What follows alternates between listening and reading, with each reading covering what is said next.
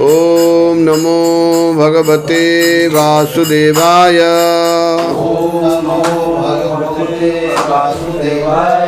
ओम नमो भगवते वासुदेवाय। ओम नमो भगवते वासुदेवाय। भगवद गीता 10वां अध्याय श्लोक नंबर 17। कथं विद्यामहं योगिं त्वां सदा परिचिन्तयन् केषु केषु च भावेषु चिन्त्योऽसि भगवन्मया। कथम किस तरह, कैसे, विद्यामहम मैं जान सकूं, योगिन हे परम योगी, त्वाम आपको, सदा सदैव, परिचिंतयन चिंतन करता हुआ, केशु किस, केशु किस, च भी, भावेशु रूप में, चिंतयंत असि आपका स्मरण किया जाता है। भगवान हे भगवान, मया मेरे द्वारा। अनुवाद। हे कृष्ण, हे परम योगी, मैं किस तरह आपका निरंतर चिंतन करूं और आपको कैसे जानूं।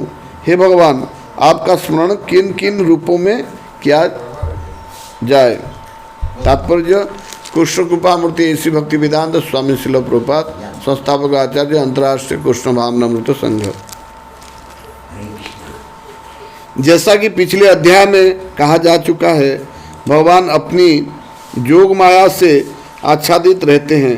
केवल शरणागत भक्तजन ही उन्हें देख सकते हैं।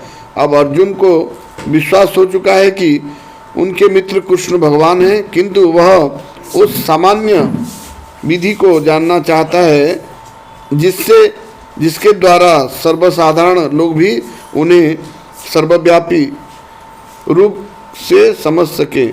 असुरों तथा नास्तिकों सहित सामान्य जन कृष्ण को नहीं जान पाते, क्योंकि भगवान अपनी योगमाया शक्ति से आच्छादित रहते हैं। दूसरी बात यह है कि ये प्रश्न जनमानस में के लाभ हेतु पूछे जा रहे हैं। उच्च कोटि का भक्त केवल अपने ही ज्ञान के प्रति चिंतित नहीं रहता, अपितु सारी मानव जाति के ज्ञान के लिए भी चिंतित रहता है। अतः अर्जुन वैष्णव या भक्त होने के कारण अपने दयालु भाव से सामान्य जनों के लिए भगवान के सर्वव्यापक रूप के ज्ञान द्वारा खोल रहा है, ज्ञान का द्वार खोल रहा है। वह कृष्ण को जानबूझकर योगिन कहकर संबोधित करता है, क्योंकि योगमाया शक्ति के स्वामी हैं, क्योंकि वे योगमाया शक्ति के स्वामी हैं, जिनके कारण सामान्य जन के लिए अप्रकट का या प्रकट होते हैं। सामान्यतः जिसे कृष्ण के प्रति कोई प्रेम नहीं है, कृष्ण के विषय में निरंतर नहीं सोच सकता, वह तो भौतिक चिंतन करता है। अर्जुन इस संसार में भौतिकवादी लोगों की चिंतन प्रवृत्ति के विषय में विचार कर रहा है। केशु केशु च भावेषु शब्द भौतिक प्रकृति के लिए प्रयुक्त है। भाव का अर्थ है भौतिक वस्तु। क्योंकि भौतिकवादी लोग कृष्ण के आध्यात्मिक स्वरूप को नहीं समझ सकते, अतः उन्हें भौतिक वस्तुओं पर चित्त एकाग्र करने के लिए तथा वह यह देखने का प्रयास करने के लिए सलाह दी जाती है कि कृष्ण भौतिक रूप से किस प्रकार प्रकट होते हैं। हरे कृष्ण। ओम अज्ञानतिमिरान्धस्य ज्ञानाञ्जनशलाकया चक्षुरुन्मिलितं येन तस्मै श्रीगुरवे नमः। श्रीचैतन्यमनोभीष्टं स्थापितं येन भूतले स्वयं रूपः कदा मह्यं ददाति स्वपदान्तिकं। वंदेहं श्रीगुरु श्रीयुतपदकमलं श्रीगुरून् वैष्णवांश श्रीरूपं सागरजातं सगण रघुनाथान्वितं तं सजीवं साद्वैतं सावधूतं परिजनसहितं कृष्ण चैतन्य देवं श्री राधा कृष्ण पादान सगण ललिता श्री विशाखान्वितांश हे कृष्ण करुणा सिंधु दीनबंधु जगतपते गोपेश गोपिका कांतो राधा कांतो नमस्तुते तप्त कांचन गौरांगी राधे वृंदावनेश्वरी वृषभानुसुते देवी प्रणमामि हरिप्रिये नमो विष्णुपदाय कृष्ण पृष्ठाय भूतले श्रीमते भक्तिवेदांत स्वामिनीति नामिने नमस्ते सारस्वती देवे गौरवाणी प्रचारिणे निर्विशेष शून्यवादी पाश्चात्य देशतारिणे जय श्री कृष्ण चैतन्य प्रभु नित्यानंद श्री अद्वैत गदाधर शिवासादि गौर भक्त वृंद हरे कृष्ण कृष्ण कृष्ण हरे हरे हरे राम राम राम हरे हरे। नमो विश्वदाय कृष्ण पृष्ठाय भूतले श्रीमते जयपताका स्वामिनीति नामिने नमो आचार्य पदाय निताय पदाय गौर कथा दामोदाय नगर राम तरणी। हरे कृष्ण। तो भगवद गीता के ये 10वें अध्याय के 17 नंबर श्लोक में अर्जुन एक वैष्णव है, भगवान कृष्ण के साथी हैं, स्वयं भगवान के सखा, मतलब कितने महान आत्मा हैं अर्जुन। और इसके साथ साथ एक क्षत्रिय होने के साथ साथ वो एक परम योद्धा हैं। द्रोणाचार्य से जब वो धनुर्विद्या सीख रहे थे तो सारे पांडवों में और कौरवों में अर्जुन सबसे ज़्यादा प्रतिभाशाली थे। जब उनको पूछा गया कि तुमको क्या दिख रहा है, एक पंछी रखा गया एक डाल पर, आम के पेड़ के डाल पर, सबको पूछा गया कि तुमको क्या दिख रहा है, तो भीम बोल रहे मुझे पका हुआ आम दिख रहा है, और कोई बोल रहा है मुझे पेड़ दिख रहा है, कोई बोल रहा है पक्षी दिख रहा है। लेकिन अर्जुन क्या बोले, मुझे उस पक्षी का आँख दिखाई दे रहा है। और क्या दिखाई दे रहा है? नहीं, मुझे पक्षी का सिर्फ आँख दिखाई दे रहा है। मतलब इतना उनका कंसंट्रेशन, एकाग्रता इतना था कि वो अपने लक्ष्य स्थल पर पूरा केंद्रित हो पाते थे। ये उनका टैलेंट था। वही अर्जुन अभी क्या पूछ रहे हैं, हे कृष्ण, हे परम योगी। यहाँ पे भगवान को योगी योगी बोल के संबोधन कर रहे हैं। साधारणतया जो मूर्ख लोग होते हैं, जो आसुरी प्रवृत्ति के होते हैं, जो भगवान के सत्ता पर विश्वास नहीं करते और विश्वास भी करते हैं, तो कृष्ण को वो व्यभिचारी बताते हैं। इतने मूर्ख लोग हैं और व्यभिचारियों को भगवान मान लेते हैं। मतलब जो उल्टा दिमाग उनका है, जो व्यभिचारी है उसको भगवान मान लेते हैं और भगवान को व्यभिचारी मान लेते हैं। लेकिन यहाँ पे अर्जुन क्या क्या बोल रहे हैं कि कृष्ण परम योगी हैं, क्योंकि भगवान होने के लिए 6 ऐश्वर्य का संपूर्ण रूप से होना बहुत जरूरी है। उसमें से एक ऐश्वर्य है त्याग। तो भगवान आत्माराम हैं, उनके आत्मा राम, राम मतलब आनंद, राम रमेति राम, मतलब अपने आप में जो रमता है, अपने आप में जो खुश रहता है। खुश होने के लिए किसी की ज़रूरत नहीं है। जो खुश रहना चाहेगा वो जंगल में भी खुश रह पाएगा। कैसे? ऐसे आर्टिफिशियल ढंग से ऐसे नहीं। वो पार्क में जाके हा हा हा हा हा हा, लाफिंग क्लब में जाके हंसने का वो पागलपन है। ऐसे खुश कोई नहीं रह सकता।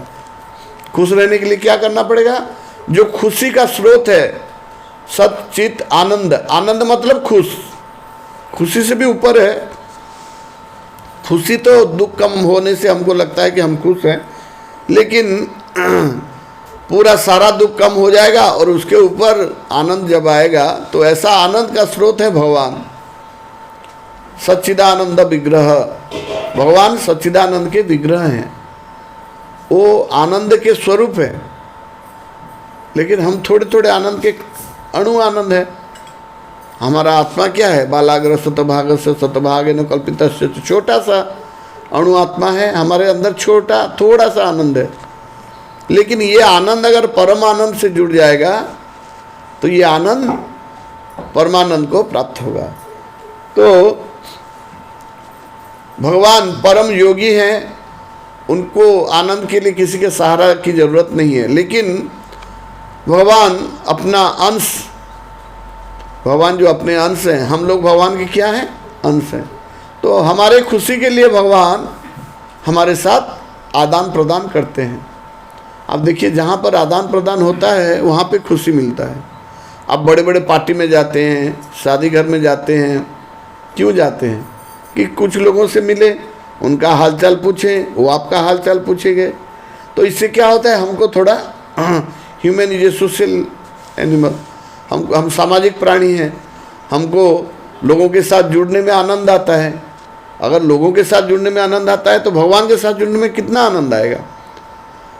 तो भगवान के लेकिन हमको ज़रूरत नहीं है, लेकिन हमारे ज़रूरत के लिए भगवान हमारे साथ जुड़ते हैं। नहीं तो वो परम योगी हैं, और योगी को कोई नहीं चाहिए, वो तो जंगल में बैठ के अकेला बैठ के भी तपस्या कर लेगा। लेकिन हमारे खुशी के लिए भगवान ये धराधाम पे आते हैं। क्या बोले? परित्राणाय साधुनां, जो साधु लोग होते हैं उनके परित्राण के लिए भगवान आते हैं। विनाशाय च दुष्कृतम, जो दुष्कृति है उनका विनाश करते हैं। तो यहाँ पे परम योगी बोल रहे हैं, उनसे बड़ा कोई योगी नहीं है। आप शिव जी बोल लीजिए, शिव जी भी योगी हैं। शिव जी क्या हैं? जब ब्रह्मा अपने शरीर से 4 कुमार जात किए, सनत, सनातन, सनंद, सनत कुमार, और बोले जाओ तुम लोग, हाँ ये बच्चे पैदा करो, आगे बढ़ाओ। तो लोग बोले हम बड़े भी नहीं होंगे, बच्चे पैदा करने की बात तो दूर की बात है, हम ऐसे बच्चे ही रहेंगे हमेशा, हम बड़े नहीं होंगे। तो ब्रह्मा फिर क्या, ब्रह्मा को बहुत गुस्सा आया, वो थोड़ा रोने लगे, मतलब गुस्सा हो गए। तो उनके भ्रुकुटी के मध्य से रुद्र शिव जी प्रकट हुए। ऐसे 11 तरह के रुद्र हैं, उनमें से एक रुद्र शिव जी हैं। और शिव जी को बोले, ब्रह्मा बोले जाओ तुम करो, जाओ सृष्टि बनाओ। तो फिर शिव जी क्या बनाए? सांप, बिच्छू और ये जो कोंकड़ा बिच्छा, ऐसे जहरीला प्राणी सब बनाने लग गए। फिर ब्रह्मा देखे रुको तुम सृष्टि मत करो, तुम एक काम करो, तुम जाओ खाली तपस्या करो। तो शिव जी फिर तपस्या करने लगे, वरना शिव जी ये भूत प्रेत पिशाच सांप बिच्छू ऐसा चीज़ बनाने लग गए। क्योंकि गुस्से में तमोगुण के गुणावतार, भगवान के गुणावतार हैं शिव जी, तो अपने गुण के हिसाब से बनाने लग गए। अगर आप भगवान जैसे, शिव जी क्या है? भगवान कृष्ण दूध है तो शिव जी दही है। आप दूध में कुछ भी खट्टा चीज़ डाल दोगे तो वो क्या हो जाएगा? दही बन जाएगा। तो वो अपने हिसाब से, लेकिन वो दही भी बहुत काम की चीज़ है। आप दूध पियोगे तो पेट खराब होगा, लेकिन दही पियोगे तो पेट सही हो जाएगा। तो फिर तो भगवान परम योगी हैं, मतलब शिव से भी बड़ा। शिव किसको जपते रहते हैं? राम जी को जपते रहते हैं। और राम कौन है? भगवान कृष्ण ही राम है, उनका अवतार है। फिर क्या है? मैं किस तरह से आपका निरंतर चिंतन करूं? भगवान क्या बोले हैं पिछले श्लोक में? मनमना भव मद भक्तो मज्जादि माम नमस्कुरु। तो भगवान बोल रहे हैं कि हमेशा मुझे चिंता करते रहो। प्रभुपाद तो इतना बड़ा सुंदर इस्कॉन बना के हमको ऐसे मार्ग में डाल दिए हैं कि हम चाहे न चाहे हमारा भगवान का निरंतर स्मरण हो जाता है ना? नहीं, हम हमेशा हमारे एक पटरी पे जीवन चलता है तो दूसरा पटरी पे कृष्ण भावनामृत चलता ही रहता है। हम कुछ भी करते हैं तो कृष्ण का चिंता करते रहते हैं। आप सबका भी वही, आपके साथ भी वही होता रहेगा कि एक पटरी पे हमारा घर का काम चलता रहता है, आपका ऑफिस का काम चलता रहता है, जो व्यापार करता है व्यापार चलता है, और दूसरे पटरी में कृष्ण के बारे में हम चिंतन करते रहते हैं, हमेशा कृष्ण भावनामृत में रहते हैं। लेकिन कृष्ण भावनामृत रहने नहीं, उनके भावना के साथ साथ आपको सेवा भी करना पड़ेगा। सेवा मतलब भगवान बताएं, मन मना भव मद भक्तो मज्जाजी माम नमस्कार, मेरे मेरे मुझे पूजा करिए। पूजा करने के लिए क्या करेंगे? पत्रम पुष्पम फलम, तो ये हम, आप पानी पीते तो पानी दीजिए, पुष्प लेते हैं तो पुष्प दे के भगवान को, पुष्प देने के बाद, अर्पण करने के बाद लीजिए। फल कुछ खाते हैं, फल क्या है? जो सारा सस्य ये सब फल है ना। धान का पौधे का फल क्या है? धान है। गेहूं का पौधे का फल क्या है? गेहूं है। तो कुछ भी आप खाते हैं तो सब फल भगवान को अर्पण करके उसको पाइए। और तो हम पानी भी पीते हैं तो भगवान को अर्पण करके पीजिए। पत्रम पुष्पम फलम तो यम, जो मैं भक्ता प्रदीक्षति, जो भक्त मुझे प्रेम से, प्रेम पूर्वक देता है तो मैं उसको ग्रहण करता हूँ। तो यहाँ पे अर्जुन फिर भी पूछ रहे हैं कि मैं निरंतर आपके चिंतन में कैसे रहूं और आपको कैसे जानूं। भगवान को जानना तो इतना संभव नहीं है। भगवान को जानना, ब्रह्मा भी भगवान को नहीं जान पाते, इतने इंटेलिजेंट होकर भी हम भगवान को कैसे जानेंगे। लेकिन भगवान बोलते हैं कि अहम भक्त पराधीन, जब मुझे तुम अनन्य भक्ति से जान सकते हो। भगवान को हम जान सकते हैं कैसे? भक्ति भाव से ही जान सकते हैं। हम अपना दिमाग लगाएंगे, हम सोचेंगे कि मैं बहुत बड़ा भगवद गीता कोर्स कर लूँगा या भागवत कर लूँगा और डिग्री पा लूँगा तो भगवान को जान लूँगा। ऐसे नहीं। भगवान को जानने के लिए भगवान का भक्ति करेंगे, भगवान अपने आप को प्रकट हो जाएंगे, क्योंकि वो सर्व विद्यमान है। जो भक्त है वो भगवान को हर जगह देखता है। वो किसी इंसान को देखेगा तो बोलेगा कि इसके हृदय में भी परमात्मा रूप से भगवान हैं। एक कंकड़ देखेगा तो बोलेगा एक कंकड़ में जो अणु है वो अणु में शक्ति के रूप में, ब्रह्म के रूप में भगवान हैं। प्रहलाद महाराज क्या बोले जब हिरण्यकशिपु पूछा कहाँ है तेरा विष्णु, बुला तेरे विष्णु को, मैं देखना चाहता हूँ, कहाँ है? तो प्रहलाद महाराज क्या बोले? अरे हर अणु में, हर कण में भगवान है, हर जगह भगवान है। प्रहलाद महाराज भगवान को कण कण में देखते थे, तो बोले हर जगह भगवान है। प्रहलाद महाराज को ऐसा नहीं है कि खाली मूर्ति में है या विग्रह में है या अपने धाम में है, वो हर जगह कण कण में है, तुम्हारे अंदर है, अपने धाम में भी है, हर जगह भगवान है। तो फिर हिरण्यकशिपु क्या पूछ रहा है?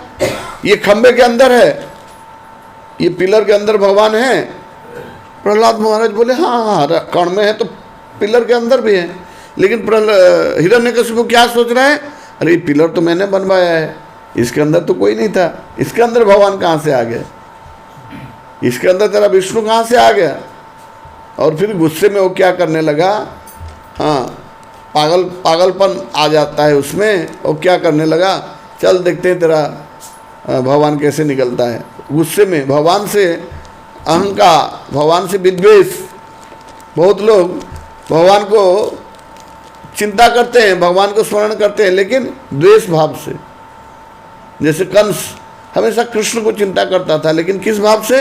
द्वेष भाव से। ये मुझे मारने आएगा, मुझे मार देगा। तो तभी हमेशा कृष्ण भगवान को मारने का कोशिश करता है। पुतना को भेजता है, तृणावर्त को भेजता है, सकटासुर, धनुकासुर, बकासुर, कितने असुर को भेजा, सबको भगवान ने मार दिया। ठीक उसी तरह हिरण्यकशिपु भी क्या करने लगा, वो जो खंबे को तोड़ने लगा। लेकिन यहाँ पर अगर भगवान भी सोचते कि मैं तो कण कण में हूँ और खंबा को तोड़ने के बाद ईंट पत्थर निकल जाता और नीचे गिर जाता, तो फिर क्या करता? हिरण्यकशिपु हंसता कहाँ है तेरा भगवान? फिर प्रहलाद महाराज बोलते हर कण में है, कण में दिखा, माइक्रोस्कोप लेके आ, मुझे दिखा। तो भगवान ये सुझाव उसको दिए नहीं, किसको? हिरण्यकशिपु को। बोले तू जैसा सोचता है मैं उसी तरह से निकलूंगा। तू सोचता है कोई अंदर बैठा है ना, मैं अंदर से बैठा हूँ, मैं निकल जाऊंगा। और जब खंबा को तोड़ा तो पिलर में से, खंबे में से भगवान निकल गए। और कौन से अवतार में निकले? यहाँ पर और भी एक चीज देखिए, नृसिंह अवतार में क्यों निकले? क्योंकि ब्रह्मा ने वर दिया था। किसको? हिरण्यकशिपु को। दिन में नहीं मरूंगा, रात में नहीं मरूंगा, घर में नहीं मरूंगा, बाहर नहीं मरूंगा, सुबह नहीं मरूंगा, फिर शस्त्र से नहीं मरूंगा, अस्त्र से नहीं मरूंगा, मानव से नहीं मरूंगा, पशु से नहीं मरूंगा, नीचे नहीं मरूंगा, ऊपर नहीं मरूंगा। इस तरह से सारा वर उसने ले लिया था। किससे? ब्रह्मा जी से। ब्रह्मा जी को शक्ति, वर देने का शक्ति किसने दिया है? ब्रह्मा का पिताजी कौन है? विष्णु है, उन्होंने ही वर दिया है। तो जो इंटेलिजेंट होता है और जिसको जो पावर देता है, कभी उससे वो चिंता नहीं है। अगर कोई गलती भी कर लिया तो इस तरह से वो रास्ता निकालता है जैसे सांप भी मर जाए और लाठी भी ना टूटे। वो चाहते तो विष्णु रूप में आके चक्र से उसका गला काट सकते थे, जैसे शिशुपाल का काट दिए। शिशुपाल को क्या बोले थे? तेरा 100 गलती मैं माफ करूंगा, लेकिन 100 गलती पूरा 101 बार गलती हो गया तो तू गया। और शिशुपाल जानबूझकर वो हिसाब रखता था, वो गलती से भूल गया कि 101 हो गया, गला काट दिए।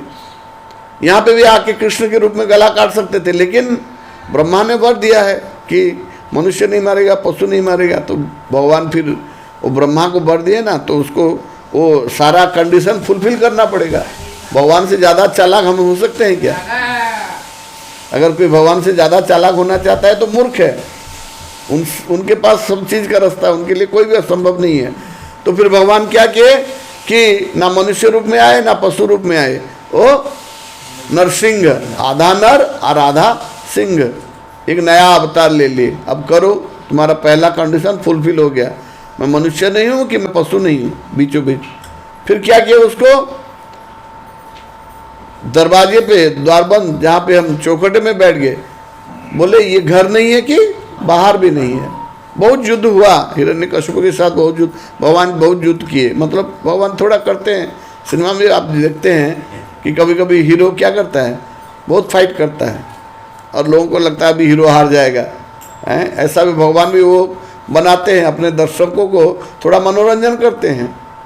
हिरण्यकशिपु कौन है? उनका ही प्यादा है ना, जय विजय में से कोई एक है, तो उनका ही आदमी भेजा हुआ है, उन्हें अपना एजेंट, क्या बोलते हैं, अंडर कवर एजेंट भेजा था।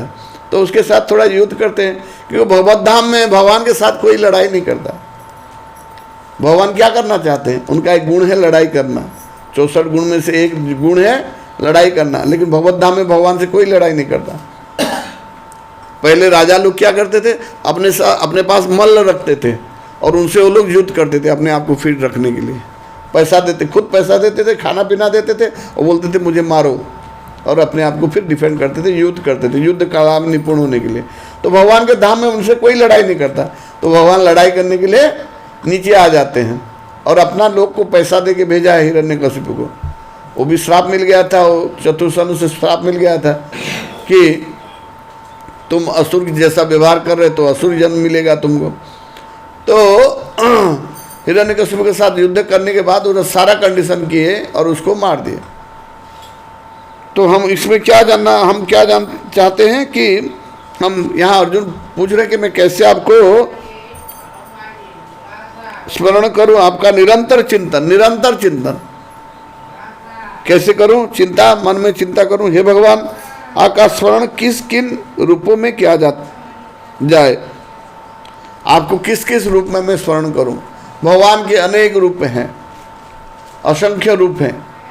हम तो 10 अवतार जानते हैं, या फिर भागवतम के हिसाब से 25 अवतार जानते हैं, लेकिन कितने ब्रह्मांड में क्या क्या रूप लेते हैं वो भगवत धाम जाने के बाद पता चलेगा। भगवान जब बोलेंगे आपको कि चलो बाबू उस ब्रह्मांड में चलेंगे, हमारे साथ चलो, थोड़ा वहाँ लीला करना है, तो बोलिए, आप बोलेंगे चलिए भगवान आप बोल रहे हैं तो जाएंगे। जैसे प्रभुपाद आए थे, प्रभुपाद कौन है? भगवत धाम से हैं, वो भगवान का सेवक है। रूप गोस्वामी का कौन है? रूप मंजरी हैं। तो चैतन्य महाप्रभु बोले चलो थोड़ा पृथ्वी से घूम के आते हैं, वेस्ट बंगाल से वहाँ पे राधा रानी एक तो मायापुर बनाए हैं, वहाँ पे घूम घाम के आएंगे। तो वो रूप गोस्वामी, सनातन गोस्वामी बोले चलिए। अद्वैत ठाकुर कौन है? स्वयं सदाशिव है, महाविष्णु के अवतार हैं अद्वैत ठाकुर। वो भी आगे कि चलिए आप आ रहे हैं तो हमको तो आना ही पड़ेगा, क्योंकि भगवान अकेले नहीं आते, अपने पार्षदों को लेके आते हैं। और बलराम को भी बोली भैया चलिए आपको भी जाना पड़ेगा, और नित्यानंद होके आ गए और लीला की। तो आप देखिए इसमें भगवत धाम में जाने पर इतना फ़ायदा है, उससे ज़्यादा फायदा और कहीं पे नहीं है।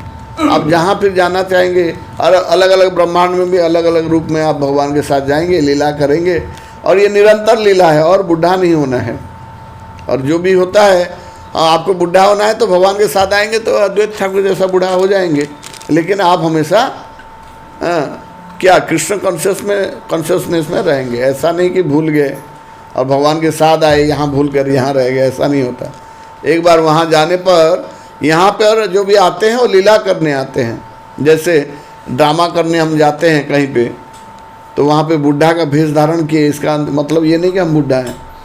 तो जो भी हो, तो भगवान को अर्जुन पूछ रहे मैं किस किस रूप में आपको स्मरण करूं।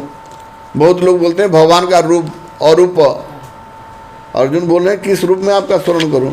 तो भगवान का सबसे बड़ा रूप क्या है? श्याम सुंदर, वेणु कणवंत अरविंद दलायताख्यम बरावतम समसित बुध सुंदरांगम कंदर्प कोटि कमनीय विशेष शोभम गोविंदम आदि पुरुषम तमहम भजामि। ब्रह्मा क्या बोल रहे हैं? गोविंद, हे गोविंद, गाय को आनंद देने वाला गोविंद। तो वेणु, उनके हाथ में वेणु रहता है, तो ये उनका ओरिजिनल फॉर्म है। कृष्ण जो पाँव को, एक पाँव से दूसरे पाँव को जो मोड़ के बैठे हैं, त्रिभंग ललित रूप, उनके 3 जगह पे उनका क्या होता है? भांग होता है। एक घुटने में, दूसरा कमर में और तीसरा बैक गले में, 3 जगह में वो ऐसे करके खड़े रहते हैं। देखिए वो पोजीशन भी आप देखेंगे, वो बहुत रिलैक्स पोजीशन है। तो भगवान रिलैक्स पोजीशन में खड़े रहते हैं, आनंद में रहते हैं। तो यहाँ पे अर्जुन को फिर दूसरे श्लोक में भगवान बताएंगे कि किस तरह से भगवान को हम स्मरण करना चाहिए। और यहाँ पे परम जोगी कहा गया है। परम जोगी मतलब कोई भी मूर्ख भगवान को अगर सोचता है कि भगवान व्यभिचारी है और वो हमेशा रमणी में रमण करना चाहते हैं, ये उनका कैरेक्टर। गाना भी निकाल दिए लोग, हम करे तो, तुम करे तो रासलीला, हम करे तो कैरेक्टर ढीला, ऐसे गाना भी निकाल दिए सिनेमा बॉलीवुड वाले, जो कि हमारे सनातन धर्म के विरोधी है, भगवान विद्वेषी हैं। अब तुमको रासलीला, खाली भगवान का रासलीला, किस लिए भगवान रासलीला करते हैं? कि हम चाहते हैं भगवान को माधुर्य रूप में पाने के लिए। हम चाहते हैं, सबसे बड़ा रस क्या है? भगवान को पति रूप में पाने का। तो हमारा इच्छा को पूर्ण करने के लिए भगवान क्या, अंश को भगवान प्रत्येक आत्मा को स्वेच्छा दिए हैं। उनको बोले तुम जो चाहोगे मैं तुमको दूंगा। तो हम अगर पति के रूप में पाना चाहते हैं तो भगवान हमको पत्नी के रूप में ग्रहण करेंगे। भगवान को अगर हम बेटे के रूप में पाना चाहते हैं तो आपको माता पिता के रूप में, जैसे यशोदा, नंद, देवकी और वसुदेव भगवान के माता पिता के रूप में वो भगवान को पाना चाहे। भगवान के सखा रूप में सुबल, सुदामा, ये सब भगवान को सखा रूप में पाए हैं। हनुमान जी भगवान को दास रूप में पाए हैं, और शांत भाव से भी भगवान को बहुत लोग पाए हैं। तो इसी तरह से ये नवधा भक्ति और 5 तरह के जो रस है, ये भगवान को हम अगर जिस रूप में पाना चाहते हैं, हम भगवान को पति के रूप में देखना चाहते हैं, भगवान को अपने संतान के रूप में देखना चाहते हैं, भगवान के दोस्त के रूप में देखना चाहते हैं, या भगवान को हम एक मालिक के रूप में देखना चाहते हैं, तो किसी भी रूप में आप भगवान को देख सकते हैं। ये जो हमारा स्वरूप है, हम अपने आप को जिस रूप में भगवान को चिंतन करना चाहते थे, उसी रूप में हम भगवान को चिंतन कर सकते हैं। हरे कृष्ण। किसी का कोई प्रश्न है तो पूछिए। भगवान माया और सृष्टि का रचना कौन? तो त्रिलोचन प्रभु पूछ रहे हैं कि भगवान माया का सृष्टि क्या क्यों कर रहे हैं। देखिए, भगवान के 3 तरह का शक्ति है। कितने तरह का? 3 तरह का। और भगवान अपना जो शक्ति है, वो शक्ति को 4 हिस्सा किए हैं। कितना हिस्सा? 3 हिस्से में अपने भगवत धाम बनाए हैं। आध्यात्मिक जगत 75% शक्ति में आध्यात्मिक जगत बनाए, और 25 भाग शक्ति में ये अनंत कोटि ब्रह्मांड बनाए हैं। आध्यात्मिक धाम को चलाने के लिए उनके योग माया 2 तरह की होता है, एक बहिरंगा और अंतरंगा। बहिरंगा शक्ति और अंतरंगा शक्ति। अंतरंगा शक्ति या योग माया, ये भगवत धाम को चलाने के लिए योग माया शक्ति, जिसको सुभद्रा या राधा रानी बोलिए आप, सुभद्रा, जगन्नाथ बलभद्र सुभद्रा भी बोल सकते हैं, तो योग माया शक्ति भगवत धाम को चलाते हैं, भगवत धाम का मैनेजमेंट में योग माया लगे हैं। और बाकी 25% का ये जो बहिरंगा शक्ति है, इसको चलाने के लिए माया, जो कि दुर्गा देवी हैं। ये दुर्गा देवी हैं। तो ये भौतिक जगत को चलाने के लिए भगवान को अपना माया बनाना पड़ता है। ये माया क्या है कि दुर्गा देवी ये हमको क्या करते हैं, हमेशा हमको टॉर्चर करते रहते हैं। यहाँ पे टॉर्चर हो के आप जब समझ जाएंगे कि यहाँ पे खाली दुख है, यहाँ पे खुशी नहीं मिल सकता, जन्म मृत्यु जरा व्याधि, आध्यात्मिक आदि भौतिक आदि दैविक, ये सब समझाने के लिए माया लगे हुए हैं। और कोई भगवान का सेवा नहीं करेगा तो तुरंत माया उसको खींच के अपना सेवा करवाते हैं। कुछ नहीं भूलिया जीव भोगवांछा करे, निकटेर माया ताके झापटिया धरे। अगर कृष्ण को भूलकर अगर आप कुछ भोग का वांछा करेंगे, भोग मतलब माया में पड़ना, हाँ, क्योंकि हम इंद्रिय का जो भोग करते हैं वो माया है।